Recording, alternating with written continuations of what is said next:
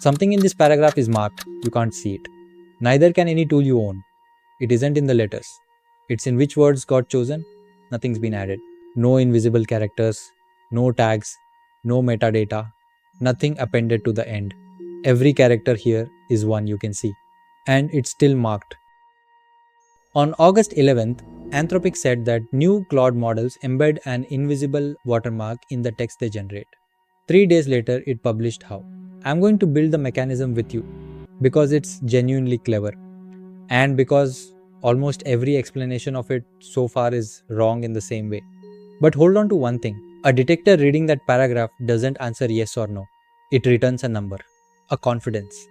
And for most of this video, that number stays empty because I can't fill it honestly yet. When I can, you'll see exactly why. 3 things changed on August 2nd, and one of them isn't what the coverage said. 1. Models launched on or after that date carry the mark from launch. Older ones don't yet. The law gives Anthropic until December. 2. It's applied at the model level, not bolted onto the chat app. Every surface, Claude, Code, Curvework, Tag, the API, and the 3 big clouds. 3. And this is the one the coverage got wrong. It's worldwide, not only the EU, and there's no setting to turn it off. So why mark the whole world for one region? Because of a date. August 2nd is when Article 50 of the EU AI Act started to apply. If your system generates synthetic text, audio, images, or video, the output has to carry a machine-readable mark, and that mark has to be detectable. In July, around 190 organizations signed the EU's Code of Practice on Transparency. Anthropic, Google, OpenAI, Meta, Microsoft, Mistral, Cohere. So this isn't a Claude story. They all owe the same mark. Claude is just the first that published the mechanism, and it's stranger than the coverage made it sound. To understand the mark, you have to understand one thing about how these models write. It takes about a minute, and everything else follows from it. A language model writes one token at a time. At every step, it produces a probability across the whole vocabulary. Anthropic's own example. The weather today was cold, and what comes next? Sugary. Almost 0. Overcast, very likely. Grey, also very likely. Damp, wet, clear, all in there somewhere. Now look at the top 2. Overcast, grey. To you, reading the finished sentence, it doesn't matter at all which one lands. The meaning's the same either way. So how does it choose? It rolls. The model narrows to the plausible candidates, and then a random number decides which one you get. That's why you can ask the same question twice and get 2 different sentences. There's a die in there. And that die is the whole story. Because randomness has to come from somewhere. Some seed, some generator. Nobody outside the model has ever cared where. Because it makes no difference to a single word you read. Watermarking is what happens when someone finally cares where. Here's the swap, and it's the entire idea. Instead of an arbitrary random number, the watermark takes a secret key and the handful of words that just came before and runs them through a hash. Out comes a number. That number picks the word. Nothing else changes. Same candidates, same probabilities. The choice is still random, you can't predict it, the model isn't biased toward grey, and it won't reach for some strange word it would never have used. Anthropic's own analogy is a board game. Instead of rolling a die each turn, every player reads their moves off the digits of pi, starting from a random position. Every move's as random as it was before.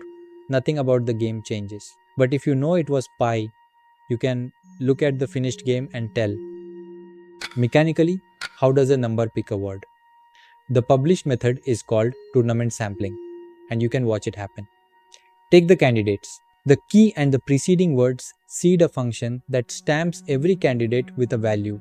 Think of it as heads or tails, assigned by the key. Then run a bracket, pair the candidates. In each pair, the one the key favors advances. Pair the winners, run it again. Whatever survives the last round is the word you read. The paper Anthropic builds on runs 30 rounds of that, seeded on a sliding window of the last 4 tokens. So now read the output back. Score every word against the key. A key favored word is a coin landing heads. One word, one flip. And here's where people get this wrong. Score one word, heads. So what? Unmarked text has heads in it too. Score 10. 7 heads Still nothing. This is why watermarking feels like it shouldn't work. At the level of any single choice, there's nothing to find.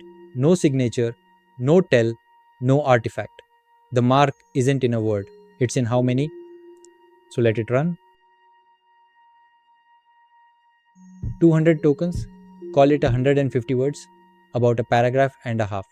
Watch the score. Every key favored word nudges it up. Every other word nudges it down. On unmarked text, it wanders around the middle and stays there. Because that's what noise does. On marked text, it climbs. Not dramatically, not on any single word. It just refuses to come back down. And somewhere in that drift, the two lines separate far enough that you can put a threshold between them and call one unmarked text in every 100 marked. That's the error that matters. It's the false accusation. Not a fingerprint in the letters. A bias in a coin measured over enough flips, which means I can fill this in now. There. That's what a watermark detector actually returns. Not a yes. A confidence, and it's a function of how much text you gave it. What does it cost you? Close to nothing. And this is the part I didn't expect. No extra tokens, so no extra money. Negligible latency. Google DeepMind shipped this inside Gemini and ran a live comparison across nearly 20 million responses, thumbs up, thumbs down, and found no statistically significant difference in quality. Human raters comparing side by side saw no difference either. But there is a catch built into the mechanism. The mark only lives where there was a choice. Right? Isaac Newton's most famous work was called Principia, and the next word has exactly one right answer. No choice, no mark. Same for code. Code has to be exact, which means Claude code output is barely marked at all, except in the comments. So the headline everyone's running is doing some work, everything Claude writes gets the treatment. That isn't the same as everything Claude writes being detectable. So why can't you see it? Because there's nothing to see. Nothing was added, no zero with characters, no swapped apostrophes, no Unicode tricks, nothing tagged onto the end. Strip every scrap of formatting and the mark's still there. Because the mark is the words, which has one very practical consequence. It survives copy-paste completely. Into an email, a doc, a commit message, a plain text box, the choices go with it. And that's a real break from every invisible watermark you've heard about before. Those were mostly hidden characters, and a plain text paste destroyed them. This isn't that. There's nothing to strip, which is why it survives a workflow that would destroy any other kind of mark. Which sounds like the strong version of this technology. It isn't. Here's the part that undercuts everything I just showed you. The property that makes this mark survive copy-paste is the same property that makes it come off. The mark lives in choices. Replace the choices, you replace the mark. Anthropic says it plainly. Light editing probably won't remove the watermark completely. A complete rewrite where every word is replaced will, and nobody's doing that by hand. At the end of 2024, researchers at ETH Zurich probed the published scheme and ran an automated paraphraser across watermark text. Their scrubbing success rate was above 90%. It goes further. There's a 2024 machine learning conference paper that proves, under reasonable assumptions, that strong watermarking is impossible. Not difficult, impossible. That result holds even when the detector's key stays secret. So this isn't a lock. It was never sold as one. It's a signal. And signals can be jammed. Which brings us to the question people should be asking, and aren't. Not can I remove it. Whose text is this? Picture a slider. At one end, words you typed. At the other, words Claude generated whole. In between is where basically all real work happens. You wrote it, Claude fixed 2 commas. Nearly every word's still yours. So there are only a handful of choices for the mark to attach to, and Anthropic says that may be too few to register at all. Now run the slider, Claude rewrote half of it. More signal. Claude wrote all of it. Full mark. Notice what the slider's actually measuring. Not who thought of it. Not who's responsible for it. Not who owns it. It measures how many of these words Claude picked. That's all it has ever measured. But there's one case on that slider that ought to bother you, and it isn't spelling. Translation. You write a page yourself, in your own language, entirely your own thinking. You ask Claude to put it into English. That English carries a full watermark. Every word in it was chosen by Claude. Your ideas, Claude's word choices, Claude's mark. Anthropic's help documentation says this out loud. Claude may not be the original author. People use it to proofread, translate, summarize, and convert files, and the output can carry a Claude mark even when the ideas came from somewhere else. Now, that paragraph at the very top of this video, it's mine, I wrote it. Then I had Claude translate it out and translate it back. Not one idea in it is Claude's. Every word in it is. So what does a positive detection prove? Less than anyone will assume. It tells you Claude was likely involved at some point. It can't separate Claude wrote this from Claude edited this. It isn't an authorship claim. It's a claim about processing. The negative is weaker still.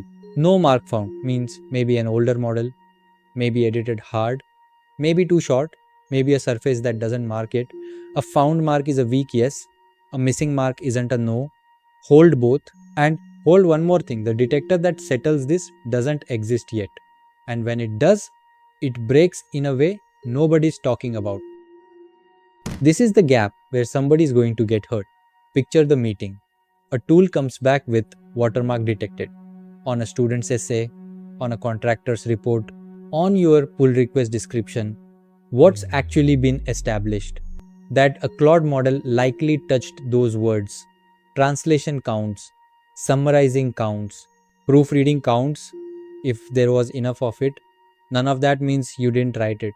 But watermark detected will be read as exactly that by people who'll never get as far into the documentation as we just did. And here's the detail I want you to take away from this whole video. Look at what the researchers built for this. Their detectors allowed a third answer. When the score isn't confident enough, it abstains. It refuses. It says, not enough text. I don't know. The machine is more careful than the meeting will be. Which is the moment to separate two things everyone's about to confuse. A watermark detector holds the key. It's checking one specific pattern that one specific company put there on purpose. An AI detector doesn't have anyone's key. It can't have one. So it does something completely different. It reads your style and it guesses. Anthropic's own write-up names pangram as an example. And it names the tells. Models are fond of the construction. This isn't X, it's Y. And they use the word quietly far more often than you'd expect. That's the entire game. Vibes at scale. It also has a measured cost. A 2023 study in the journal Patterns ran 7 detectors, not that one. And 3 years ago across essays by non-native English speakers. More than half were flagged as AI generated. The same detectors on native speakers were near perfect. Watermarking isn't a better version of that.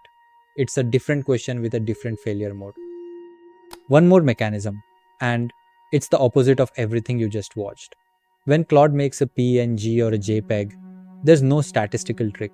It attaches a signed note in the file's metadata C2PAI, the standard camera makers use. Nothing inside the image changes, so screenshot it, convert it, resave it, and it's gone. The text mark is in the content and hard to remove. The file mark sits beside it and comes off in one click. And neither one of them can be checked yet. Nobody can check. The detection API isn't out. Anthropic says it's coming. Until it ships, nobody outside Anthropic can verify any of this, including me. What we do have is a mark that's real, that's elegant, that costs nothing, and that's honest about what it is. A signal that Claude probably touched something. It holds up better than people expect and comes off easier than people hope. And one question I genuinely can't answer yet. The day that detector opens up, anyone who can ask whether a text is marked can also keep rewriting until the answer comes back no. A detector everyone can query is also a tool for beating it. I'll cover that the week it ships. If you want the mechanism instead of the headline, this is the channel for it. Follow, and I'll see you when that API opens.